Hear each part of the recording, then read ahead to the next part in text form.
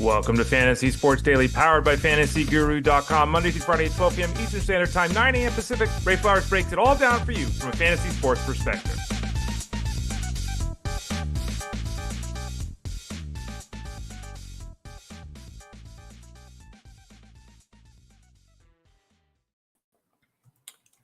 Hello there, everyone. Ray Flowers of FantasyGuru.com. Hope you are doing well today as we sit here on a Friday after a dreadful night of football on Thursday Night Football, after the highs of Christmas Day in football. Well, again, I think you should have spent it with your family, but on the highs of Christmas Day in football, just reading 65 million people watched on Netflix.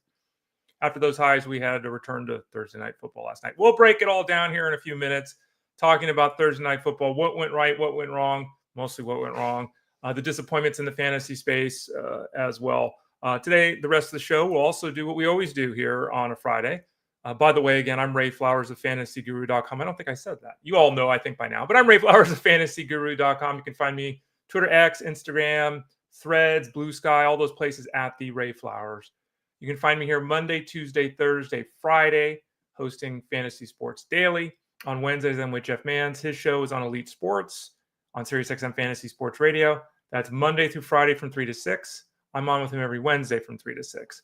On Fridays, what we do is we review Thursday Night Football. So we'll do that. We'll also talk about all the injury news that's continually breaking here in Week 17, championship week for the majority of people. We'll talk about all that injury news here in a bit. Guys like quarterbacks, Hurts and Richardson, running backs, Connor, Guerendo, Dobbins, wide receivers, Olave, Thielen, CeeDee Lamb. We'll talk about that in about 30 minutes or so, as happens every Friday. We'll be visited by Russell Clay of FantasyGuru.com. He'll jump on and talk to us about some players that are you nervous about this week. Guys like Josh Allen, Kenny Pickett, Kendre Miller, Tyjae Spears. Who do we look at as a pass catcher for the Cowboys? What about Deebo Samuel, who looked good last week? Marvin Harrison, Brenton Strange, Chig Okonkwo. We'll talk to him in a few minutes along those lines. By the way, we're going to have a big announcement on Monday here on the show. I think you could probably guess what it is if you're tuned in to the calendar and you're kind of looking. We're not going to be announcing that there'll be a 2025 because, of course, that's going to happen. At least I hope that's going to happen. We have a product that we're going to announce, and we're going to do that on Monday. So stay tuned on Monday. Big announcement here on the show. I'm looking outside, by the way. The nut bar has been destroyed. Oh, no.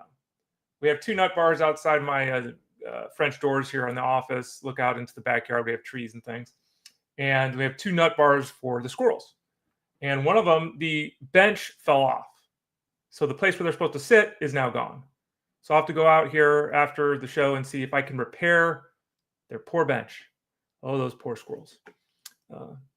It's not that poor. They get free food from me and they have a pretty good life, I think. I don't know. What do I know, though? I'm not a squirrel. All right, let's get the screen going, Ray, the right way. Geez, here we go. There we go on that. Let's talk some Thursday Night Football. Let's get the bad out of the way here before we dive into, well, some concerning news, but certainly not bad news.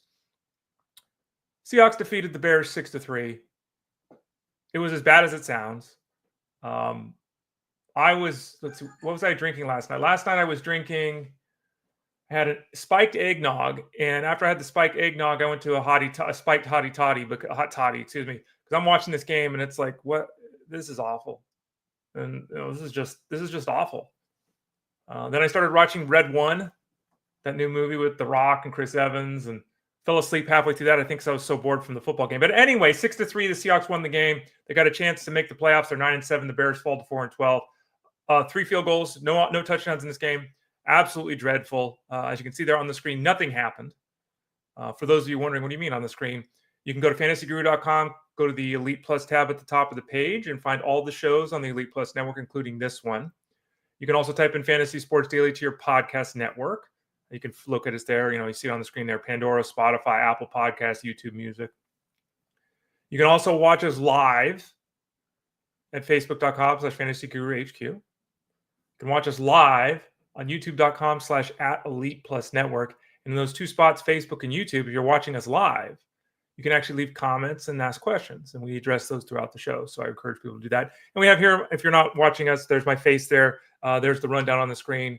We don't use the tabs with the numbers on YouTube. I don't have time to do it, to be quite honest with you. But you're able to follow along what we're talking about because we have the outline of the show posted on the screen, so you can do it that way. Starting out on the side with Seattle, Zach Charbonnet dominated the backfield last night. Kenny McIntosh had 7 carries for 46 yards. He was very productive. Now, one of the 25-yard run really changes things there. So, but he was involved as a secondary option. But Charbonnet dominated 18 touches. And that's right. 15 to 20 touches is what we were expecting. We got it. He ran for 57 yards. He caught 3 balls for 19 yards, but he didn't get in the end zone. So that was disappointing. I have Charbonnet in multiple leagues. I had Charbonnet starting last night in multiple leagues. And we got 5, 3, 8, 11 points. Again, we've talked about this last week in particular. Getting 11 points from running your running backs doesn't kill you in a PPR setup. Does it help you? No. Does it match expectations? No. But it's 11 points. You can still win with the 11 points. So you didn't put you in a hole. Didn't help. And that's disappointing. Because again, the workload was there. And, with the way the offense has operated for the majority of the season, whether it's been Walker or Charbonnet, when that lead guy, things happen. And the volume was there last night. But the fact is, and we'll go on to the next guy here, Geno Smith. Geno Smith just isn't good. I mean, Jeff Mans has said this for years now. Like, Geno Smith has had some nice seasons, and he's perfectly capable.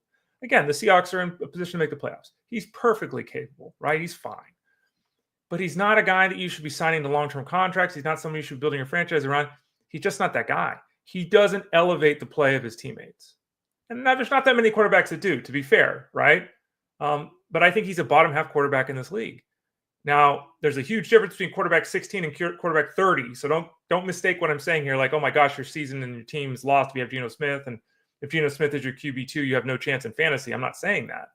But we have seen it this year. Like, Geno Smith frequently goes out and goes for 250 yards and a touchdown, and we go to bed. Well, last night he threw for 160 yards and no touchdowns. Who cares? And, when you're not capable of sustaining drives, it doesn't fall just on the quarterback. It's on the play callers, it's on the offensive line, it's on the skill player. But there's been far too many games like last night with Geno Smith. He did absolutely nothing to move the offense, to lead the offense. They won the game again, and at the end of the day, people put a lot of credit at the quarterback position in wins and losses, which is kind of foolish. But that's what they do. In the fantasy space, though, if you use Geno Smith as your quarterback too, this sucks. He didn't get to 10 points. I mean, depending upon how your scoring system is, 20 points, 25 points for a point for passing, 19 yards, just under 10 points. That's bad. Like you think that, and I even might have said this on the show yesterday. I think I did when we were talking to Tyler Beaker. Like, you get the floor of like 14 points with the quarterback in Superflex. Didn't get there yesterday with Geno Smith. He just didn't get it done.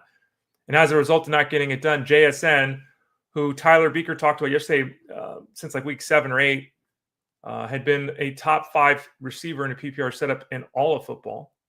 He was catching 4 passes for 69 yards every single week. He was routinely putting up, let's pull up the numbers we're talking here. He was routinely putting up, elite numbers, was Jackson Smith and Jigba. And really, he was the only consistent pass catcher in this offense, largely because the offense really doesn't do much through the air, to be fair. But his previous 8 games, he was averaging 20.7 PPR points. 20.7. That's a huge number. Last night, 6.2. That's a killer. 3 catches, 32 yards. So this is his worst game since the 7th week of the season. It's his 3rd worst game of the season. His other worst game was week 1. So legitimately, it's his 2nd worst game in 14. He didn't get to a third of his average the last 2 months. Killer. It's no surprise that DK Metcalf didn't do much. He had 3 catches for 32 yards. And, he had 3 targets. And I've said this, and we've all talked about this. You don't have to be a genius here. Metcalf is 6'4", 235, and he's like the fastest guy on the field. Throw him the football. Like, if he was catching passes from Jameis Winston, you think Jerry Jeudy's good? If DK Metcalf was catching passes from Jameis Winston, he'd be a top 5 running wide receiver in fantasy. Because he'd throw the ball 12 times a game, and he'd catch 8 of them for 110 yards and a touchdown every week. They just don't do that in Seattle. Last night, they didn't get it to Jackson Smith and Jigba. Tyler Lockett had 3 catches for 20 yards, which is actually a slightly better game than normal for him. Excuse me. But the bottom line is that team stunk. Noah Fant was their leading pass catcher, 4 catches for 43 yards, and an 8-point PPR effort for Noah Fant is like a win. Just terrible. Just terrible. Just terrible. The Bears, on the other hand, were even worse. Caleb Williams has had a really solid season. We've talked about him on the show a lot. I saw a lot of people come out last night and, like, I don't know if they're bashing him the right way, but they were like putting him down and stuff. It's like, look, has he made some mistakes? Has he made some bad plays? Yeah. But as a rookie, he really hasn't done anything that should make anyone who's a Bears fan disappointed. In fact, you should be pretty excited about what the future holds. Last night, 122 yards, no touchdowns, and a pick. Last night was terrible. Still ran 5 carries for 37 yards. And he's been doing that a lot here in the second half of the season. But it just didn't happen for him either. I mean, it didn't happen for either offense, right? I don't look at last night's effort for Caleb Williams and change my opinion. I think he's had a very solid rookie season. Now, the situation with him as a passer, though, obviously dinged the pass catchers. We'll talk about that in a second. I wanted to talk about DeAndre Swift next because DeAndre Swift was like running back 24 or something this week in the rankings at fantasyguru.com, 25, something like that. And someone asked me, what's my confidence level in him this week? And I said 3 out of 10. So when he runs for 12 times for 53 yards, that's about what I expected. He caught 4 balls for 28 yards. That's slightly better than I expected. So, in a PPR setup, you got 7, 12 points? You got more points than Zach Charbonnet. Not bad. Unfortunately, DeAndre Swift in the second half of the season has become, he used to be a floor play. He'd give you 75 yards of offense, catch a couple passes, score a touchdown every other week. He hasn't been that guy for a while now, but last night he was that guy. Didn't get the touchdown, but he got the yardage and caught 4 passes, so he was fine. If you played him, he was fine. Now, the pass catchers, DJ Moore, 6 for 54, 10 points in the PPR. Yeah, okay, it's fine. Disappointing, but fine. Keenan Allen, 5 catches for 25 yards is disappointing. Rome Odunze, 1 catch for 15 yards is disappointing. This is, again, this game just, Cole Kmet, by the way, didn't even get a target. So hopefully you weren't playing him. We talked about him the other day. This is just what it is with the Bears. And a lot of people were extremely excited. Everyone was starting to think Keenan Allen. I think people were more excited in some circles, Keenan Allen, than DJ Moore. And that didn't work last night. And, there have been a lot of disappointments, and it's only Friday, but with all the games we've already played, it's been a lot of disappointments in Week 17. The good news is, if we're pulling back and trying to be positive, some of your guys have disappointed. Some of your opponents' guys have disappointed too. There's a lot of guys that have just kind of, they're just kind of. So if you had Keenan Allen last night, you didn't get a big hit, or you had DJ Moore last night, you didn't get a big hit, your opponent might have had JSN, right? They might have had DK Metcalf, like I do in every league. Just how it is. A terrible game. I won't waste any more time talking about it. How about that? We'll move on. And again, I'm Ray Flowers at fantasyguru.com. Just a PSA real quick. You can go to fantasyguru.com right now. You can sign up. Go to the subscribe tab in the top right corner. You get all of our football products the rest of the way for one price. Seasonal football, DFS football, betting football. All 3 for one low price. Click that subscribe tab in the top right corner of the page. So no matter what you're doing the rest of the way, throughout the playoffs, we got you covered. We've also got our packages there. You can get the MVP package, which is like every sport but football and baseball. NASCAR, PGA, MMA, soccer, basketball, NHL. That's the MVP plan over at fantasyguru.com. I bring this up because you get Discord for whatever package you sign up for. You get Discord, obviously, for that sport. I should say that. For the sign up, if you sign up for football, you get access to the Discord room. For seasonal, if you get seasonal. If you sign up for the DFS, you get DFS. You get the point. Lots of people trying to set their lineups. And we're going to have new rules next year for those people that are members at fantasyguru.com. We're going to create a whole set of rules. We've already been talking about it behind the scenes, a whole set of rules for Discord because we can't keep doing this. I eventually had to leave the chat room yesterday because people kept asking questions that were unanswerable. And people, because of holiday week, because of the championship week, and because there had already been games on Wednesday, people were forgetting that it was Thursday frickin' morning. I got 8 questions about James Conner yesterday. It's like, what happened? This morning, we got an update on James Conner. We'll talk about him in a few minutes. Okay? You can't ask questions about players that we don't have the information about. You should never, and this again will be something we directly point out next year. We're not taking Sunday or Saturday or Sunday questions on Thursday. There's no point. There's no point to it. Why is everyone rushing to set their lineups on a Thursday? For the Thursday and Wednesday games, you set your lineups for those. And if you have a question with players in either of those games, fire away, 100%. If you got guys playing Saturday or Sunday, what are we doing? Jeff Mans talked about this on his show yesterday. What are we doing? So keep that in mind. I know it's late. It's championship week. I get it. But I would love to answer your questions on a Thursday. But I can't answer your questions if I don't have the information to answer your question. So let's answer some of those questions right now. Jalen Hurts, first guy we want to talk about. Jalen Hurts is in a concussion protocol. He's unlikely to play, according to Sirianni. None of the beat writers that watched Sirianni talk this morning had any confidence. So it certainly seems like Jalen Hurts is not going to play this week. It's going to be Kenny Pickett. He's got a rib issue. I guess he'll play through that. Kenny Pickett stinks. This is bad news for A.J. Brown, who I have in one of my leagues that I'm still playing. This is bad news for Devonta Smith. We saw what can happen last week. They really leaned on Barkley early, and then they kind of backed off Barkley late, oddly. But Kenny Pickett is not good. The offense, it'll be a real surprise, even against the Cowboys, if they're able to have much success offensively as they would have with Jalen Hurts. And it's a concern for everyone, even for Barkley, because they got to be able to sustain drives for him to get his 25 touches. And that's a question mark at this point. Kenny Pickett is just not very good. He's got small hands too. The Colts are optimistic, according to Stephen Holder, that Anthony Richardson will play. This is another guy that's come up. Well, I've got concerns here. I'm going to try to grab Anthony Richardson. Well, yeah, but we got to make sure he's playing. Remember that. Anthony Richardson is trending toward playing. A back and a foot issue. He seemingly was fine over the weekend during the game. So, the team is confident. Here's the quote. He's made consistent progress and is responding to treatment. Okay. So the good news is it sounds like he's going to play. I think that's good news. It's good news if you have Richardson. I don't know if it's necessarily good news for the offense.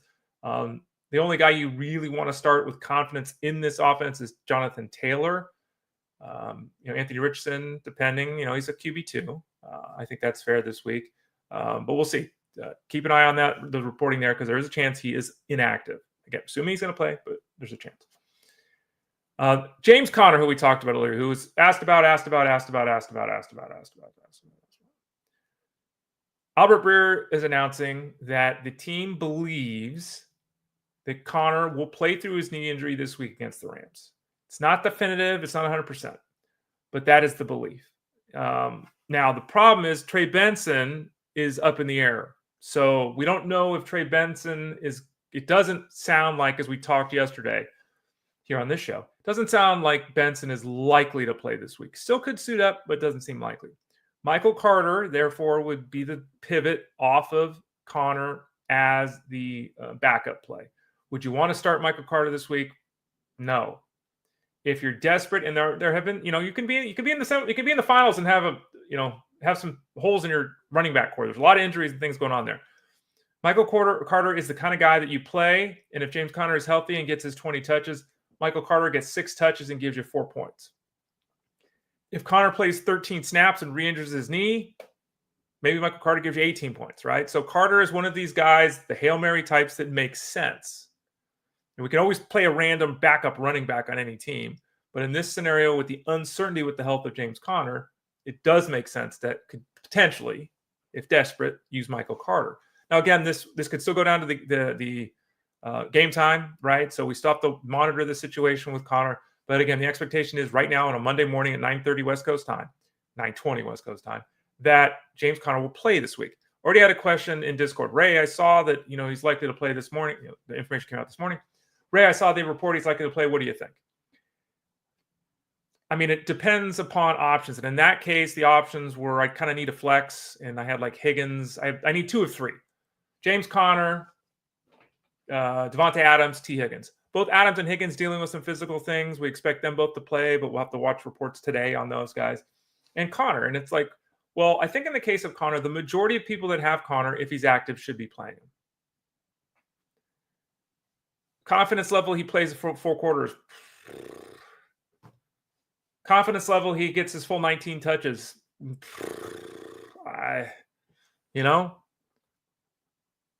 So it all depends on how far down you have to go. And it also, because the NFL boned us, because they don't care about us in fantasy, we talked about this a lot, because they've staggered games Wednesday, Thursday, Saturday, because they've staggered games all week. This is not as easy as it should be. It's already not easy with James Conner because we were trying to guess, but having games play out, what's your pivot if Conner doesn't go? It's like, oh, okay, I'll just wait on James Conner. What's your pivot if he doesn't go? Do you have a pivot? Did your pivot play on Thursday? Was your pivot DeAndre Swift and you didn't play him because you were hoping James Conner would play? That's a, Isaac Guerendo we'll talk about in a second. He plays Monday. Do you have a backup on Monday? Do you have Patrick Taylor in case Guerendo doesn't go? You have Craig Reynolds. You could throw a dart and hope on the other side if he doesn't go. Like, the NFL did us no favors. At least Conner plays on Saturday. So, we don't have to wait until Sunday and get totally screwed. But the NFL, the schedule, has made it in a difficult week more difficult, and that's less than ideal here in the fantasy championship. As mentioned, Trey Benson with the ankle issue is questionable, so we went through that. Okay, Isaac Guerendo, I just talked about. Guerendo does play Monday. He's got a foot issue that I don't think is really an issue. He played through that and was fine, right? The hamstring is why he missed the last game. He returned to practice on Thursday. Not clear yet what that means. We need to follow the reports again on Friday with the Niners running back. But Guerendo is somebody that's really exciting because Guerendo, as we saw with Patrick Taylor, even though Taylor didn't do anything in his opportunity last week, he played like 90% of the snaps. He was the only halfback that touched the ball. The Niners have done this with whatever halfback has been on their team. There hasn't really been much sharing of the football this year, right? It's whoever it's been, whether it's been Mason or Mitchell or CMC or Guerendo, there's been a guy who's getting 80% of the touches, right, in the backfield each week. Guerendo would be that guy if he's active. We'll have to get more information here. It's certainly trending toward him being active. More information is needed before we make that determination because, again, his game is so late in the week. This one is interesting, and I've hinted at this to multiple people. We talked about this on the show. I've hinted at to a bunch of people in Discord over at fantasyguru.com. J.K. Dobbins' window was open this week. And I say that because a lot of people were running out and grabbing Kamani Vidal because Gus Edwards is beat up. But he's already been ruled out of the contest with an ankle injury. So people were going the Vidal route. Vidal could still lead the Chargers' backfield in touches this week. That's absolutely possible because J.K. Dobbins, who just had his 21-day window open up in his return from his knee injury, could play this week. We don't know for certain, but he is trending toward playing this week. The team seemingly, according to reports, is quote-unquote optimistic that J.K. Dobbins will play this week. A couple of things to discuss with J.K. Dobbins. Number one, he's missed all this time with the knee injury, so is he capable of carrying the ball 17 times this week? Generally speaking, NFL teams don't activate guys off the IR unless they believe they're fully capable of handling a workload, right? That's point number one. Point number two, the Chargers need to win, right? They're in, let's win and make the playoff zone. They're 9-6. They need to win football games. And if they think that, J.K. Dobbins can give them the best opportunity to win, he's going to be active and touch the football, right? For whatever reason, they have not trusted or given the ball to Kamani Vidal, which is a real big surprise. It's a real big surprise. And as we have talked about over and over again, seemingly on a weekly basis, this team, since Dobbins has gone down, like their lead running back's getting 36 yards each week. Like there's nothing here. Does the return of Dobbins immediately, hey, here's 87 yards? The offense is a little wonky. They haven't had success running the ball for a while. The offensive line is beat up. Their metrics have gone down as the season has progressed. So they're not in a great spot for Dobbins to immediately return and have success. Third, do we play J.K. Dobbins? Do you? I was looking at questions this morning, and there's one person I'm going to have to say, yeah, I just answered it right before I didn't send it. I'm going to tell one person to play J.K. Dobbins, and it's because of the options they have. Would I want to play J.K. Dobbins this week if it was my team? No. It all comes down to who your options are. Would I start confidently J.K. Dobbins this week? No. Would I feel great if he was in my starting lineup this week? No. Might you have to? Maybe. So if Dobbins plays, my best advice would be Dobbins is the lead guy, not Kamani Vidal. You would not want to start Kamani Vidal in that scenario. You could potentially start J.K. Dobbins, but I would try to go in a different direction here in championship week. Jaleel McLaughlin has been removed from the injury report, and he's going to play this week against the Bengals. Don't really care about Jaleel McLaughlin, but obviously this is now McLaughlin back for the three-headed Ghidorah monster for the Broncos with McLaughlin, Estime, and Javonte Williams. I think you're a lunatic if you're starting any of the three of those in championship week, if we're being honest. Like, you just can't. Like, you literally don't know who the guy is. You don't know who the guy is. You just don't know. Yeah. None of us know. So don't do it. That's like, I'm starting J.K. Dobbins over any of those three if Dobbins plays. Like, at least with Dobbins, I feel confident that he's going to get half the workload. In this situation with three guys, just don't do it. Next up is Alvin Kamara, and this is a big one. Alvin Kamara's got a groin injury, didn't practice on Thursday. Dan Rizzi said on Tuesday that a decision would be coming later in the week as to whether or not Kamara would be active. The reports seemingly suggest that the knee injury, the groin injury, things, he's not doing great. And there's even been some reports that suggest his season could be over, right? As Jeff Mans has mentioned many times on the Elite Sports Show, Kamara's trying to get to 1,000 yards rushing for the first time. So I wouldn't rule him out right now from playing. Again, it's Friday morning. But he's certainly looking like he's not going to play. That would, of course, mean that, Kendre Miller, fire him back up. And as we talked about yesterday, if you missed it, you can always check the show on demand, wherever you're at Facebook or YouTube or your podcast network or over at fantasyguru.com by clicking that Elite Plus tab. Tyler Beaker talked about it and said, look, we got him ranked running back 25 this week. He's a flex option. And I agree with that. More in-depth discussion on that yesterday if you want to check it out. Speaking of the Saints, Chris Olave, who's had the head injury, full participant in practice, trending toward playing this week. I'm really surprised by this. I don't know what the purpose of this is. If I was him, because I'm not a football player, so I guess I can't say that. If I was him, I certainly wouldn't be playing the final 2 weeks. I'm letting my brain heal for months before I take another hit. Maybe he wants to get back out there and see. We saw Marquise Brown return and immediately, put up 8, 9, 10 points, whatever it was his first game. Could Olave do the same thing? Yeah, he absolutely could, because their pass catching core is decimated. But it's most likely to be Spencer Rattler again under center. And I think, again, it's crazy to play Chris Olave. I was looking at him. I almost picked him up in the FSGA league as a block to my opponent. But I thought to myself at the end of the day, I'll just let my opponent take him. Like, if they want to play him this week, I'm fine with that. So Chris Olave, if he plays, great for him. Good for him. But I just don't know how you would start him. Adam Thielen was added to the injury report yesterday. Now, this is a significant concern. He was added to the injury report with the hamstring. He's obviously missed a ton. He missed half the season with the hamstring injury. We need full confirmation that he's going to be active this week. Right now, I'm very nervous with Adam Thielen. We should get the update today on Friday, I hope. But if you have Adam Thielen and you're planning to start him as your wide receiver 3, make sure you have a wide receiver 4 that you can play. It's very dicey with Adam Thielen at the moment. Drake London was limited in practice on Thursday. Expectation with London at this point in time is that he'll play through his knee injury. Against Commanders, that's not a matchup to be worried about. So if you have Drake London, he's a wide receiver 2, fire him up with Mr. Penix. CeeDee Lamb, the last guy to talk about before we visit with Russell Clay. CeeDee Lamb, as you have probably seen by now, is done for the season with the shoulder injury. He gutted it out. He was in and out of the lineup for weeks now. He got to his 100 catches, and that was it. So I really wish he's at 98 catches right now, because I bet he plays this week if he's at 98 catches. That's my guess. But he got to 101, so he shut it down. We'll talk to Russell Clay here in a couple of minutes. Is there, because I know you think to yourself, well, that's 10 targets that CeeDee Lamb gets every week. Who's getting those targets? Is it Brooks? Is it Cooks? Is it Tolbert? Is it Turpin? Is it Flournoy? I can't even say his name. Is it Jake Ferguson? We'll talk to Russell Clay and get his thoughts, because that's a lot of air yards, a lot of targets that Cooper Rush is now going to have available, because CeeDee Lamb, in a killer move and decision by the Cowboys, shut down in fantasy championship week. Oof.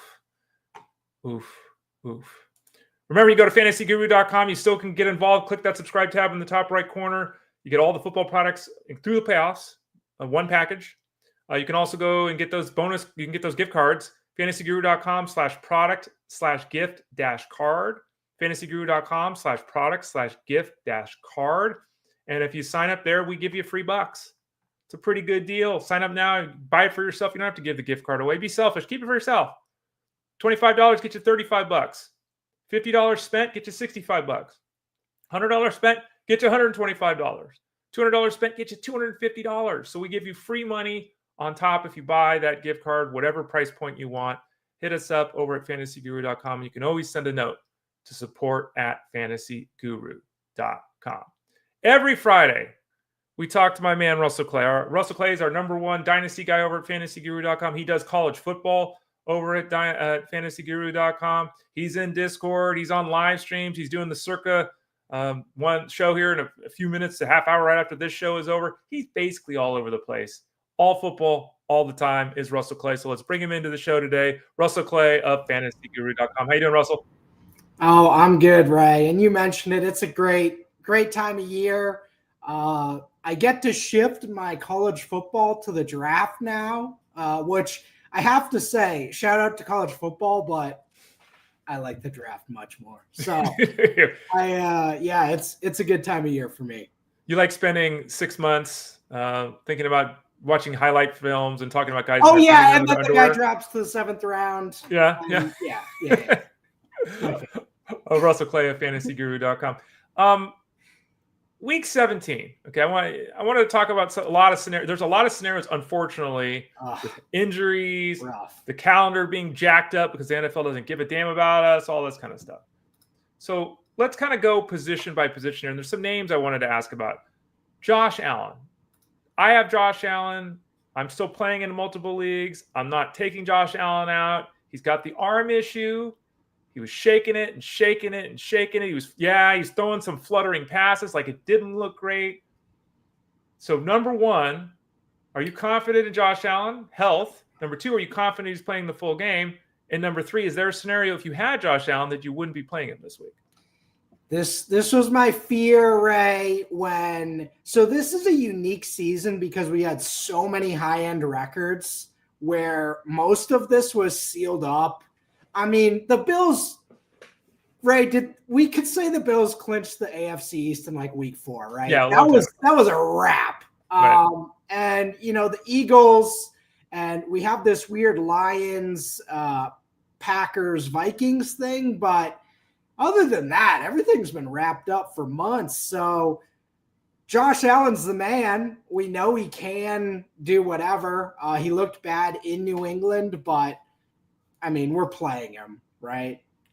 I am, but I've got a couple questions in Discord. Like, it's like I can't. Yeah. And then the problem is most of the people like, who's the pivot? It's like, I'm gonna go Cooper Rush. You can't do that. So, all right. What about Kenny Pickett? Not about Kenny Pickett because we're not playing Kenny Pickett. But what about Kenny Pickett in this offense? Because it looks almost certainly like Jalen Hurts is going to miss the game with the head injury. Pickett's going to be the guy. He, we saw him last week, and again, that's a different scenario than practicing all week and all that, but he was Kenny Pickett last week, and there's got to be concerns about the skill players on the Eagles that we start with confidence. What are we thinking here in week 17? I'm going to quote that and then put that somewhere. He looked like Kenny Pickett last week because that is exactly what he looked like just on the Eagles. So we're doing our circus show next, and 10 points is a lot for Kenny Pickett to cover, and that's what they were favored. I don't know if that line has moved since the Hurts. It wasn't quite confirmation this morning, but it was pretty close to confirmation that he's going to be out. I'm not loving it. I mean, I do love Saquon, and we saw last week, even without Hurts, he can still have a huge game, but the team as a whole, we can say what we want about Hurts, but they just run so much better with him in the lineup. It's the rushing. It's the, he can get the ball out there. I'm not sure Kenny Pickett can. So we're still playing A.J. Brown. We're still playing Saquon. We're still playing, Devontae Smith, give or take. But, yeah, it's going to be rough. It's a downgrade. Russell Clay of fantasyguru.com, who's never a downgrade. He's an upgrade here on the show. I'm the downgrade. Kendre Miller. We're going to downgrade. We didn't get it officially. We don't have official news on Alvin Kamara yet, but it's starting to really look like he's not going to play this week. And we have, I think, Kendre Miller this week after last week's bomb effort. I think we have him as running back 25 right now. Yesterday we talked about this with Tyler Beaker, and he basically said, I'm comfortable with him as a flex option this week if Kamara is out. What are your thoughts? Because we know everyone's going to just run away because of what happened last week, but it's a different scenario this week. I was talking with a few people, Tyler being one of them last week, and it's like, okay, it was like our lives were on the line in the medieval times, Ray, with this Kendre Miller thing last week. And he was on the road. They were 14-point dogs. Spencer Rattler was starting. I mean, I was in on Miller as a flex play, but that was about as bad of conditions as you could imagine for a first career start. Now he's at home against the Raiders, who are 3-12 and overall terrible. Spencer Rattler's still starting, keep in mind, which is not good for anybody. That's not good for us. It's not good for you guys. It's certainly not good for Kendre Miller. But so that's where we're at. But at home against this Raiders team feels like a much better spot, right, Ray? Yeah, it does. And, Jeff Mans talked about this on his Elite Sports Show on SiriusXM yesterday and said, look, you can play the game scared. You can play the game looking backwards, which is what most people do. Oh, he didn't get it done last week. I see that comment every Sunday. Oh, last week he sucked. I'm nervous. Last week doesn't matter. This is not basketball is one. I was going to say this. Baseball is one way. Curveball, slider, changeup, knuckleball. It's the same thing every day. Football's not the same. Your opponent has a huge impact, just like in basketball. Your opponent has a huge impact on how an offense operates. And there are concerns here. I mean, Spencer Rattler is terrible. He's MVS didn't play. I guess Chris Olave might be back. They're down Shaheed and Taysom Hill. And, it's bad. But it's a totally different scenario this week. So I'm not saying Miller has to be started. But I think where we've got him as a flex option, I'm comfortable with that. Russell play at fantasyguru.com. Go ahead, Russ. What? I was just going to say I'm very, very comfortable with that this week. What about Tyjae Spears? Tony Pollard is still playing, but he's limping to the finish line. He's beat up. Spears has seen his snap share increase tremendously the last couple of weeks. He's Mr. Touchdown all of a sudden. They're using him at the goal line, which I don't think anyone's ever said Tyjae Spears should be a goal line back, but there that is. I right? I don't know. And it's so funny when I see him go across the goal line, he's always holding the ball out. Like, dude, don't hold the ball out. He's like, why am I here? Yeah, I don't know. What do I do with this thing? Where do I put my hands? So Tyjae Spears, I mean, what are we thinking here? Flex option? Is he a better option than Kendre Miller? Pollard's got us nervous. I have to say, Tyjae Spears looks great. And he had this weird career path where he got drafted pretty high. But then, Ray, you probably remember this, almost instantly after the draft, when he got drafted, people started talking about his knee and how he doesn't have cartilage and how he's going to be gone and retired in a year. It's like, all right, well, I guess why is he even playing? But we're getting to see the good side of his career arc right now. And I think you to hit the nail here. Tony Pollard is beat up. He's been running 20 times a game on a team with, it's one thing being featured on a good team. It's another thing being a featured running back down 35-10 in the fourth quarter, and they're giving you 8 carries. So I feel like he's beat down in more ways than one. And it's good to see the young. He's an older young player, if that makes sense. It's only his second year. I think he's 24 or 25, but either way, he looks very spry, ready for the opportunity. And I've been playing fantasy football for a long time. Week 17, Ray, and week 18, those are for the young guys who want to prove something. I have to say, coming into this week, it feels a lot more like a final week of the season than we still have another week to go, but it does feel like a week 18 this week, unfortunately. The Bears and the Seahawks sure played last night like it was. Oof, that was. Yeah, I know. Sorry, everybody. Right, return to Thursday football. There you go. Russell play at fantasyguru.com. All right, Russell. I didn't mention the name Jonathan Mingo, and I guess I should have earlier. We had the news that CeeDee Lamb's been shut down. We heard it yesterday. As I noted, it's 10 targets a week. it's a lot of volume that has to be sucked up by somebody. Is there a somebody with the Cowboys, or does everyone just get 1 or 2 extra targets and who cares? All right, listen, everybody. Cooper Rush has my respect, and he will have my respect till the end of time. Is he great? No, but I've been hard on like fading him, and he's beat my behind. He's beat my ass multiple times on unders, on Cowboys unders, on just covering spreads.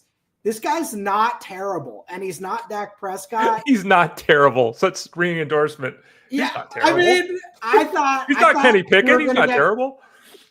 Ray, when I heard Cooper Rush was going to be starting the last 2 months of the year, I was like, I'm going to make so much money off this guy. I haven't made any money off this guy. What the hell? So knowing that he's great, and where they use him most is those short to intermediate passes. Will Brandon Cook shift into that type of role?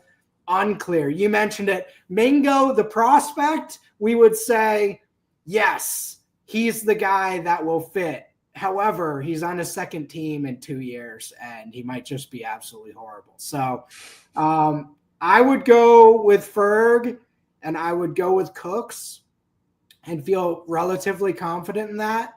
But, I feel like I've said this 5 weeks in a row. But, all right, Cooper Rush, I'll give it to you, brother. I'll give it to you. Russell Clay at fantasyguru.com. Deebo Samuel. Hey, Deebo Samuel showed up. The 2022 version of Deebo showed up last week. Running guys over, trucking dudes on his way to the end zone.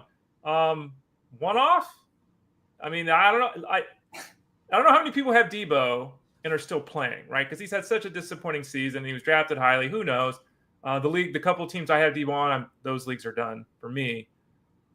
We got to feel better about Deebo this week after what we saw last week. But where's our confidence on the old 1 to 10 scale? Like, where's the confidence that he's going to bring it again this week? There was a stretch last summer where my internet would go out like once or twice a week. Okay. And I was like, oh, this internet stinks. Like, it's done. Like, it had a good few-year run, and now it's over. And there would just be blackouts in the area and everything. And then it just got good again. And I don't know if that's Deebo. I don't know if he's just been messing with us all year. He has looked totally washed all year, and then last week it was back to normal. So is that a one-off? It didn't look like a one-off. He looked back. It wasn't just one play. I mean, everyone highlights the touchdown, right? But it wasn't just one play. Yeah. He was decisive and strong. And where's that guy been? So if he's back, I mean, we know there's 2-3 touchdown upside and 150 yards. So I guess I'm in, but it's like, do I have to, is there going to be another blackout? Are we going to get more spotty internet, Let me put you on the spot then. I'll ask you, because the next guy I want to ask you about, Marvin Harrison has, and this is somebody obviously as being our dynasty guy, right? Yeah. This season has been a failure. Complete and I don't failure. know if, I'm not blaming Harrison. I don't know what, Kyler Murray stinks. Okay, that's my opinion. He stinks. He has never elevated the players around him. He stinks. Okay. But Ray, you say play him every week in fantasy. Yeah, he's QB10. You play him every week in fantasy. But he has not pulled the best out of Marvin Harrison. Then you get him talking to the media this week. We need to work on our connection. No shit, Sherlock. Duh. After 4 months of playing and not getting him the football. Marvin Harrison this week or Deebo Samuel this week? Where are we at?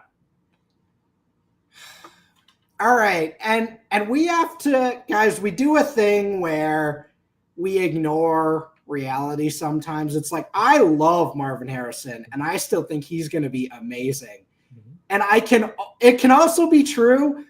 This sucked this year. This was awful. If you had him in a redraft league, this was terrible. This was, in terms of Marvin Harrison himself, this is about the worst case scenario I could have imagined. I'll be honest. Yeah. He's got 700 yards in week 17. So maybe he gets to 800. Julio Jones had 800 in his rookie year.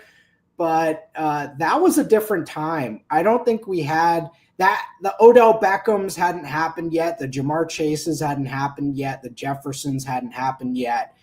Our expectations for rookie wide receivers are much higher now. So the fact that he kind of dudded out in year one, again, it's not a complete dud out. So the only way I would really be lower on Harrison, I know I'm going off here, but it's totally fine. Off the board. But the only way I would be low on Harrison long-term is if he completely dudded the Mingo. He's just done. But this was a complete failure. It was just all around bad. As far as this week, I would probably go Deebo right now. I would. It's just not there. And maybe it is. We know the talent's there. He had 2 games this year where we saw the ceiling, right? That second game against the Rams where that was one of the best halves of any receiver all season. And then he had a great game against Miami. Beyond that, it's been dud. So I don't know. I'd rather go with Deebo because we saw something last week. And this is kind of a Kyler thing too. It's year 6, y'all. It's year 6. Not saying he's bad. Nobody's saying he's bad, but he's not going to probably get anyone to Super Bowl, right? I mean, and let's remember, not at fantasyguru.com, but overall, I think Harrison's ADP was like 15th. Yeah. Like first round sometimes. Yeah. Catastrophic failure for people. I don't know if anyone that drafted him is still playing. Like that's like Tyreek Hill. I was looking at, say, my Coffin Corner pieces up over at fantasyguru.com. He needs like 44 yards or something like that the final 2 games as Tyreek Hill to get halfway to his yardage average of the last 2 years. Like Tyreek Hill, like it's one thing to say, Christian McCaffrey got hurt. That sucks. You didn't bomb out. You're playing Tyreek Hill every week and getting 9 points. You're playing, Harrison every week and getting 7 points. That's failure city. And to your point with Kyler Murray, and here's the data. They have 1 receiver on this team with 45 catches. 1 wide receiver, 45 catches. Marvin Harrison leads this team as a wide receiver with 51 catches for 726 yards. The only other guy is Trey McBride, who Kyler Murray will not throw the ball to at the goal line. Right? So, yeah. Kyler Murray. So, yeah, Marvin Harrison, it's not always the player, folks. The system matters. The situation matters a whole lot, too. Let's talk about a couple of tight ends. Brenton Strange, I think we talked about him. I don't know if it was last week. We've talked about him before, Brenton Strange. He goes out and has a nice game, has this huge double-digit target total. People get excited. Then he drops a pass. Then he fumbles the football. Then he gets benched. Didn't play. He played like 3 snaps in the second. He got benched last week. They need him in theory. There's a role there that's established in the offense with the Jaguars. How nervous are we with Brenton Strange? Is there a scenario where we're going with him, or is he a no-go this week? If the Jags were competing for a playoff spot, I'd be immensely worried. However, what are we doing? We're horrible. Come on, guys. What are we doing? I get it. You're sending a message, and it's, we've all played sports. I think it's a fair message to send when you make a mistake like that. But I also think you could go the other way and be like, hey, I have confidence in you, and keep firing off with your second-year, second-round pick. So I don't know if there's something going on in practice, too. He's a Penn State guy. Those guys are usually pretty straight and narrow, so I feel like it's not an off-field thing. But I'm so done with that coaching staff. But, yeah, again, it's another reason to not really want to dive into that coaching staff, other than Brian Thomas, because sometimes you're just undeniable, and that is what he is. Coaching staff gets fired on Monday after the season's over, right? They're out right away, immediately. I mean, I thought that was going to happen in week 8. But yeah, well, that's a good point. So did I. Russell Clay of fantasyguru.com. For 13 weeks, this guy averaged 5.5 PPR points a game. And Chig Okonkwo has had moments. Yep. He had a 70-yard touchdown earlier in the season. He's athletic. You look at the pass receivers on this team, and there's no one outstanding with the Titans. They're dealing with a ton of injuries at the wide receiver position, too. Still, for 13 games, he's averaging 2 catches for 23 yards. Last 2 weeks, 8 catches, 9 catches, 10 targets, 11 targets. He's exploded to being a tight end 1 the last 2 weeks. Week 17, championship week. Which guy we getting against the Jaguars? Yeah. 3 catches for 8 yards just 3 weeks ago against the same Jaguars team. I feel like week 17 was made for guys named Chig Okonkwo, right? Like, that's perfect. I remember, God, it was a long time ago now. There was a Browns running back named Harrison. Jerome Harrison. He had like 50 points the final week of the year. He had like 550 yards and like 5 touchdowns or something the last 3 games. Yeah, he did. You're right. I mean, that like you're setting up here. We got Mason Rudolph, who's fighting. He's trying to prove something. He's playing for something. And, you got this tight end who's pretty solid, who's been in a terrible situation, watching Will Levis be a meme every week. And now he's got a quarterback. So, yeah, it's pretty good. Hopkins is long gone. They really need weapons. So I can see this sustaining itself. And I wasn't a huge Okonkwo guy before the season, but it just looks like the seas have parted and they're going with him and Spears. By the way, Jerome Harrison, weeks 14, 15, and 16, or games 14, 15, and 16. So, oh, yeah. All right. Actually, let me see. So this back then we only played 16 games. So this is the final 3 games, all right? Final 3 games of the season, he averaged 35 carries That's for 187 yards and 1.7 touchdowns a game. Every game, all 3 games, he went for at least 30, 125, and a touchdown. And that's when I was like, oh, okay, these final weeks, things are different. Just insane. Look at that. 34, 39, 33 carries. My God. That's some stuff. Okay, so there we go. There's a bunch of questions in the Discord. Let's jump in there. Russell Clay and I are having a good time today with all of you. We have Henry here who's got an interesting question. I don't know why, Henry, no offense. I don't know why anyone would have Jaden Daniels and Josh Allen on the same team, but Henry's got them both. We talked about Josh Allen earlier. Is there enough concern with Allen that you'd go Jaden Daniels this week? That's a tough one. Henry, I wouldn't, but I get it. I would that's just the way I play. I would fire off with Allen.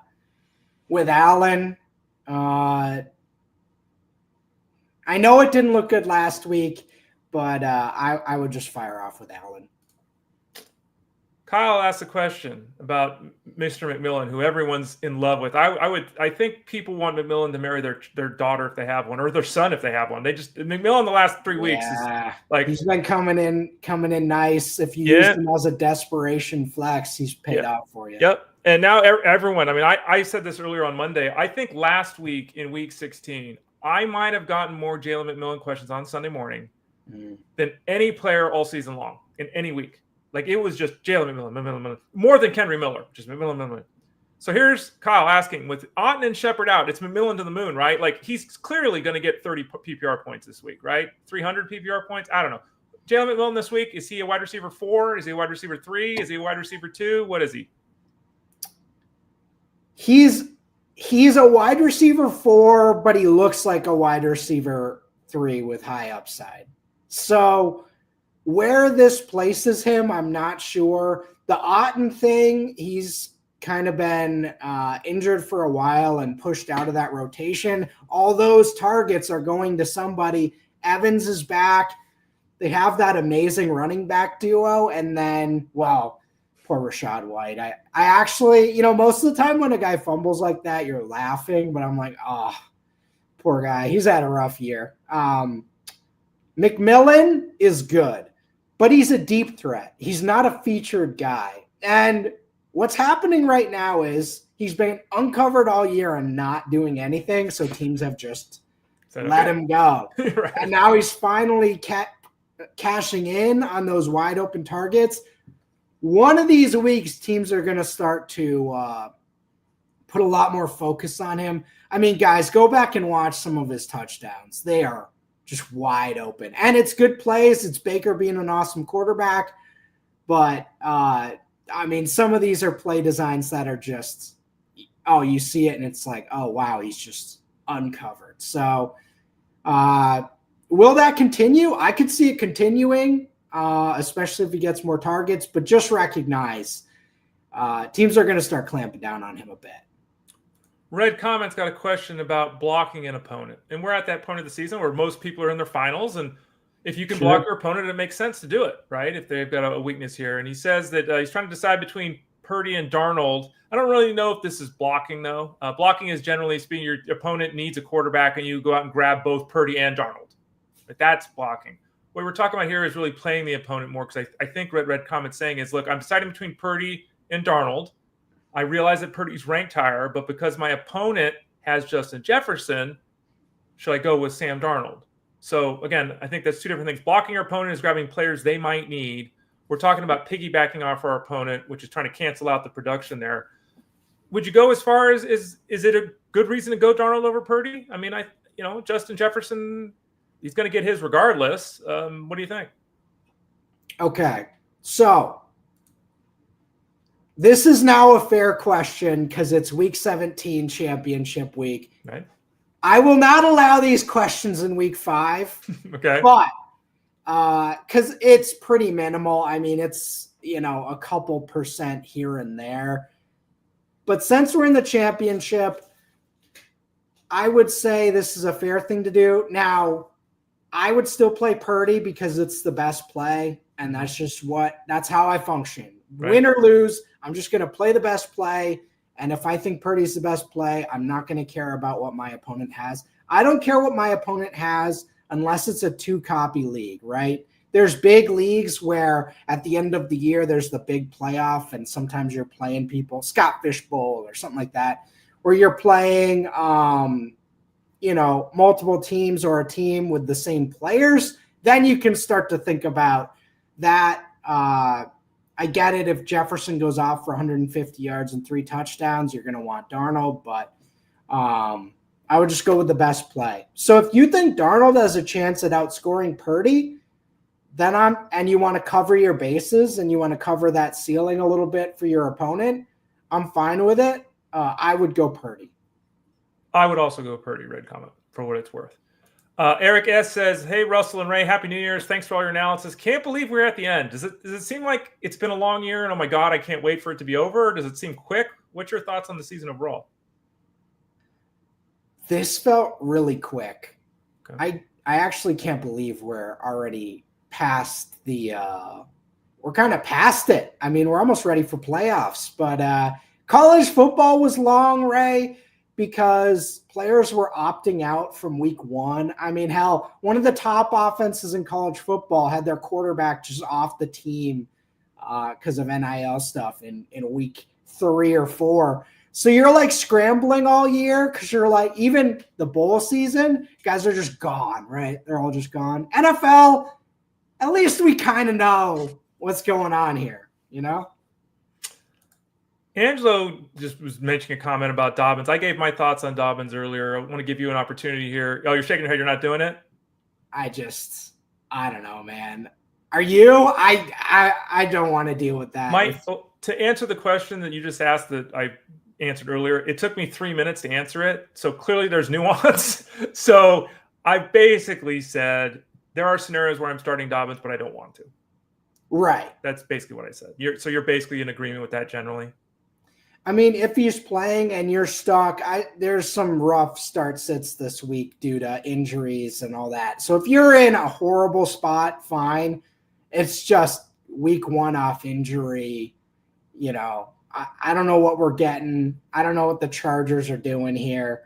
So I like Dobbins. A healthy Dobbins in that offense is an RB2. We already saw that. So upside play, but it's weird. Angelo also asked, Dowdle or Guerendo? Everyone started Dowdle with no question. He ran for 85 yards 4 straight games, and then Toilet City, 30 yards, and now everyone's nervous with him. Guerendo plays Monday. We'll need more information with him today for the injury report and everything to see how his hamstring is. Trending toward playing, but we're not certain. Two things. Dowdle or Guerendo, just straight up, what do you think? And secondarily, does the fact that Guerendo is playing Monday Night Football, if we don't know for certain, you just got to go Dowdle because you can't be affording to take a 0 here in the playoffs? Yeah, I would go Dowdle in the playoffs. Unless, okay, so there are a lot of playoff scenarios where teams are like 50-point underdogs. Mm-hmm. If that's the case, Guerendo's a guy that can get you 30 on like 3 rushes. So you can think about the upside there, but if it's close, if you're within 10 points of your opponent, just go Dowdle, get that floor, and it's all going to be okay. Because Cooper Rush ain't that bad. He ain't that bad, Ray.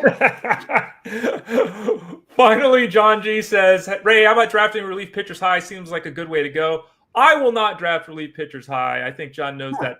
What about you, Russell? You're a baseball fan. I know you don't play a ton of fantasy baseball, but are you going to dabble in the relief pitcher market early, or is it kind of like looking at kickers and you say, no, I'm not doing that?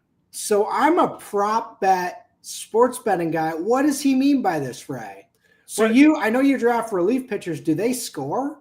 Yeah, it all depends on your scoring system. But there are a lot of people that say it's kind of like fantasy football with the running backs. There's a lot of people that say, or tight ends maybe, if I can get Brock Bowers, it's worth jumping really early to make that selection because I'll get such a big advantage over my teammate or the league mates. Oh. So there are people that do the same thing. They think that there are 10 relievers they can trust. If I can get one of those 10 guys, I'll draft them early because I'm going to have an advantage over my opponent. Problem is a lot of the relievers crap out. They get hurt. They don't perform. They get replaced. So it's, in my opinion, a terrible strategy for baseball. But again, there are people that do it and win. There are people in fantasy football that take tight ends early and win. There are people that wait on the tight ends and, so it's, I just thought, do you play much fantasy baseball? You don't really, like, do you do one league a year or anything? No, but John, I'll give you some advice. Here's some big advice from me. Draft Paul Skeens. Don't draft Martin Perez. Don't go near that guy, man. He stinks. We're going to have Russell back on in mid-March to break down ADP with analysis like that because he's 100% right with that call. Wait. Wasn't there a guy for the Padres last year, like exactly what you said, who was like unhittable? There was a pitcher a relief guy who completely crapped out in the playoffs and had like a sub-1 ERA. I'm so messed up here. You can look it up as we're talking here. I should know that right offhand, but I'm so tired and loopy. By the way, Angelo says Clay Holmes went high. Clay Holmes is going to start. He's not going to relieve. That's the report that we're hearing. Clay Holmes is going to start? The new club there said, we don't care what the Yankees did with him in the ninth, and they're giving him an opportunity to start. And they're even talking about him throwing like 160 innings or something. Suarez, Ray. Who? Roger Suarez? Ranger? No, Roger. Yeah. Yeah, Suarez with the Padres. Yeah. Yeah, he was one of those guys that wasn't drafted highly last year because we weren't certain he was actually going to be the closer for the Padres. So he was kind of a mid-level guy. So he was a great payoff in the fantasy space. But yeah, it's a long season, Russell, just like it is in fantasy football. And sometimes it doesn't turn out as you hoped. Russell Clay, Ray Flowers here on the show. Russell will be back with us next Friday. I assume he'll be back with us next Friday, right? You're not going to leave because it's 2025 on the calendar, right? No, sir. Backing at it. He'll be back with us next Friday. He's got the Circus Show coming up here in a few minutes. Help me out here. College football this weekend. We got bowls, I assume. I haven't been paying attention. I mean, bowls. Yes, we have bowls. We have our college football playoff, which everyone's pissed about, but I'm very happy about. So enjoy that. I do have a write-up coming for college football DFS tomorrow. Ray, I think this is our last show before the new year. Right. So happy new year to you. And I've had a great year doing the show with you. So it's been a lot of fun. Mm-hmm. And yeah, guys, I'm thinking I'm going to do a 2025 rookie draft ranking. It's super preliminary, so we don't know much of anything yet, but might throw that up on the site for you guys. So keep an eye out for that.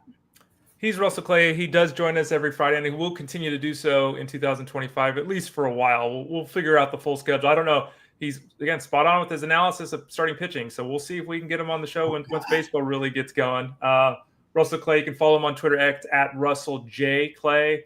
You can find him in Discord all the time, doing live streams and articles and all that kind of stuff. It's been a pleasure, Russell, this year. Thank you for being on the show every week. We really appreciate it. I know the listeners the viewers as well, have enjoyed it, and you really brought it today. It was fun, so thanks for joining us. Thanks, Ray. You got it. Good luck this weekend, folks. Keep the positivity. Make good lineup decisions. As my gal says to my dog, make good decisions. Do that this week. We'll be there to help you in Discord over at fantasyguru.com.